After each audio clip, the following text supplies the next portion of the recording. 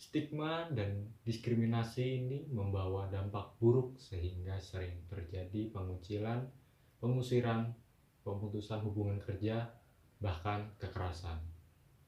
Stigma dan diskriminasi membawa penderitaan psikis, emosi, spiritual, dan sosial kemasyarakatan pada pasien ODA. Salah satu masalah dalam pengendalian HIV/AIDS adalah masih tingginya stigma dan diskriminasi terhadap orang dengan HIV/AIDS atau disebut ODA di masyarakat. Mengingat HIV/AIDS sering diisolasi dengan perilaku dan kebiasaan buruk yang dianggap tidak sesuai atau bertentangan dengan norma positif dalam masyarakat.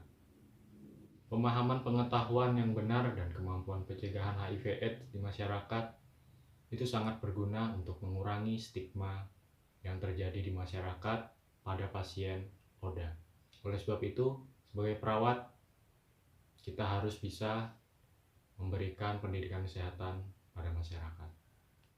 Human Immunodeficiency Virus atau biasa disebut HIV adalah jenis virus yang tergolong dalam famili Retroviridae. Sel darah putih yang diserang oleh virus HIV ini pada penderita yang terinfeksi adalah sel limfosit T atau CD4 yang berfungsi dalam sistem kekebalan tubuh.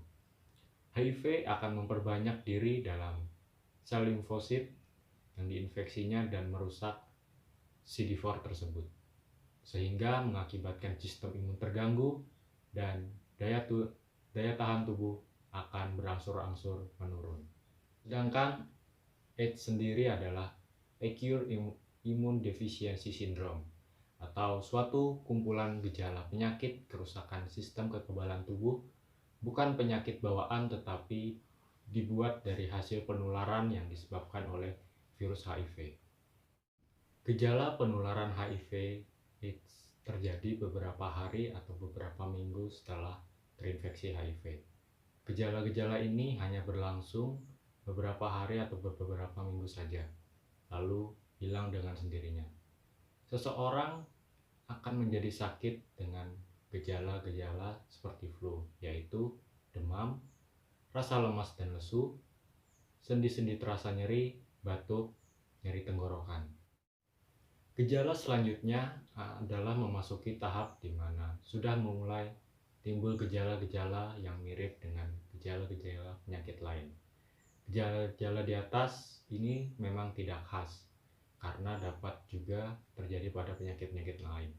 Namun, gejala-gejala ini menunjukkan sudah adanya kerusakan pada kekebalan tubuh, yaitu demam yang berkepanjangan, penurunan berat badan lebih dari 10% dalam waktu 3 hari, kelemahan tubuh yang mengganggu atau menurunkan aktivitas fisik sehari-hari, pembengkakan kelenjar di leher, lipatan paha dan ketiak, diare atau mencret terus-menerus tanpa sebab yang jelas, batuk dan sesak nafas lebih dari 1 bulan secara terus-menerus, kulit gatal dan bercak-bercak merah kebiruan.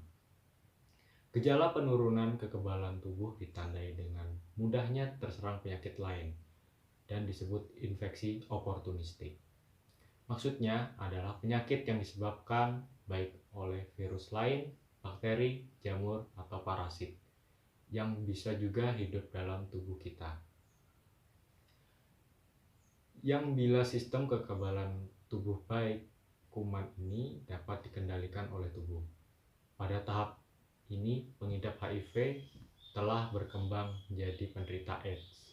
Pada umumnya, penderita AIDS akan meninggal sekitar 2 tahun setelah gejala AIDS ini muncul. Penularan virus HIV menular melalui beberapa cara, yaitu yang pertama, hubungan seksual dengan pengidap HIV/AIDS. Kontak seksual merupakan salah satu cara utama transmisi HIV. Virus ini dapat ditemukan dalam cairan sperma, cairan vagina. Hubungan seksual secara vaginal, anal, dan oral dengan penderita HIV tanpa perlindungan bisa menularkan HIV dari satu orang ke orang yang lain. Benda-benda tajam. Alat tajam dan runcing seperti jarum, pisau, pisau, silet, pembuatan tato, memotong rambut dan sebagainya bisa menularkan HIV karena alat tersebut mungkin dipakai tanpa disterilisasikan terlebih dahulu atau digunakan secara bergantian. Darah atau cairan tubuh yang tercemar HIV/AIDS. Darah dan cairan tubuh orang yang tercemar HIV/AIDS sangat cepat menular HIV karena virus ini langsung masuk ke pembuluh darah dan menyebar ke seluruh tubuh ke orang lain. Pemakaian alat kesehatan yang tidak steril. Alat pemeriksaan kandungan seperti spekulum, tenakulum, dan alat-alat lain yang darah cairan vagina atau cairan sperma atau darah yang terinfeksi HIV dan langsung digunakan untuk orang lain yang tidak terinfeksi HIV sangat besar bisa tertular HIV melalui pemakaian alat kesehatan yang tidak steril ini. Lalu selanjutnya ibu pada bayinya. Penularan ini terjadi bisa pada saat waktu hamil, persalinan, dan melalui pemberian ASI.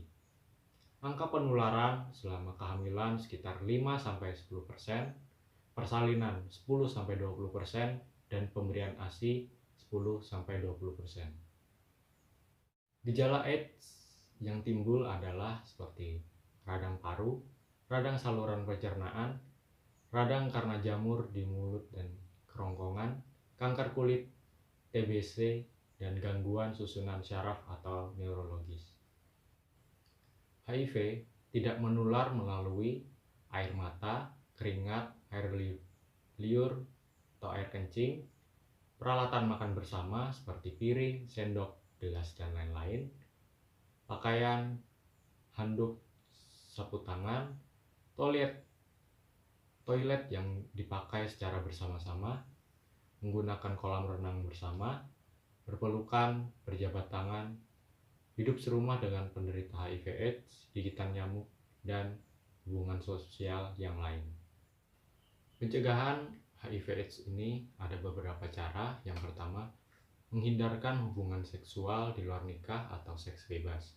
Usahakan hanya berhubungan dengan satu orang pasangan seksual saja, tidak berhubungan dengan orang lain. Yang kedua, menggunakan kondom bagi seseorang yang berisiko tinggi apabila melakukan hubungan seksual. Lalu ibu yang darahnya telah diperiksa dan ternyata mengandung virus HIV ini, terlebih dahulu lebih baik jangan hamil karena akan memindahkan virus AIDS pada bayinya. Dan selanjutnya penggunaan alat-alat kesehatan yang dijamin steril. Itu saja yang bisa saya sampaikan. Saya ucapkan terima kasih.